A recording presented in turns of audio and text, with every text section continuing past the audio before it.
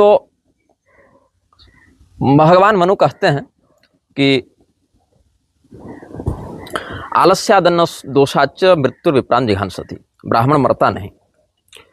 ब्राह्मण क्यों नहीं मरता? क्योंकि मरने के बाद उसका पुनर्जन्म हो जाए, ये ब्राह्मण के लिए कलंक की बात है। ब्राह्मणस्य ही देहोयम क्षुद्र कामाय नेष्यते और प्रत्यानंत सुखाय च। मरने के बाद अनंत सुख के लिए। अब अनंत सुख तो पुनर्जन्म से होगा नहीं, अनंत सुख तो मोक्ष से ही संभव है।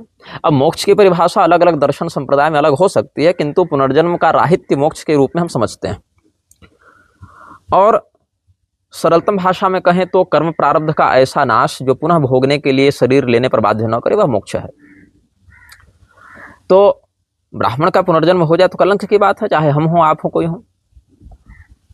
और पुनर्जन्म अगर अवतार के रूप में किसी कार्य को संपादित करने के लिए हो रहा है तो अच्छी बात है, क्योंकि उसमें आप बंधे नहीं हैं, एक काम करने आए हैं, काम करके जाएंगे। लेकिन यहाँ पर अगर कर्म प्रारब्ध को भोगने के लिए सुख या दुख जो भी हो, पाप या पुण्य जो भी हो, अगर हो रहा है तो दुख की बात है। तो ब्राह्मण का मोक्ष होना चाहिए, ब्राह्मण की मृत्यु नहीं होनी चाहिए। तात्पर्य है कि ध्रुवम जन्म मृतस्य च, ये ब्राह्मण के ऊपर नहीं होना चाहिए, लेकिन हो जाता है। क्यों?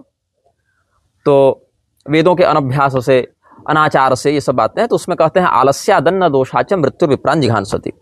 मृत्यु ब्राह्मण को कैसे मारती है? भगवान मनु कहते हैं आलस्य हो जाए या अन्न दोष हो जाए तो मृत्यु ब्राह्मण का वध कर डालती है, मतलब उसका पतन हो जाता है। तो ब्राह्मण आलसी हो जाए ये बहुत बड़ा अवगुण है। सब में ये अवगुण है, हम में भी है, और हम निरंतर अपने उस अवगुण को दूर करके सद्गुणों के अधिग्रहण का प्रयास करते हैं।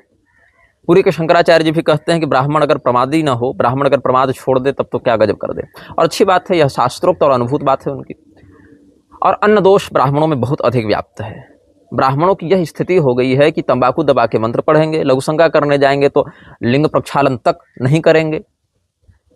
तो इन बातों से उनका जो ब्रह्मतेज है, संध्या गायत्री का तो लोप हो ही गया है। और ब्याह के पहले उनका जनेऊ नहीं होगा, क्योंकि उनकी परंपरा बन गई, पता नहीं किस कुबुद्धि ने उनके वंश में परंपरा डाल दी। तो इन सभी क्रमवार विकृतियों से ब्राह्मणों का जो तेज होना चाहिए जैसा, वह नहीं हो पाता। और चापलूसी अलग से है। जहाँ भी थोड़े सम्मान की प्राप्ति हो, जहाँ भी थोड़े से यश की प्राप्ति हो या धन की प्राप्ति ब्राह्मण को लगने लगे, या ब्राह्मण अधिकाधिक उसी को परमात्मा घोषित करने पर तुल जाते हैं। चाहे वो आप नेताओं के संदर्भ में देख लें, या किसी पीठाधीश्वर के संदर्भ में देख लें, या और किसी रोजगार वाले विषय में देख लें, वो विषय बदल सकता है लेकिन लक्षण वही रहता है, शैली वही रहती है।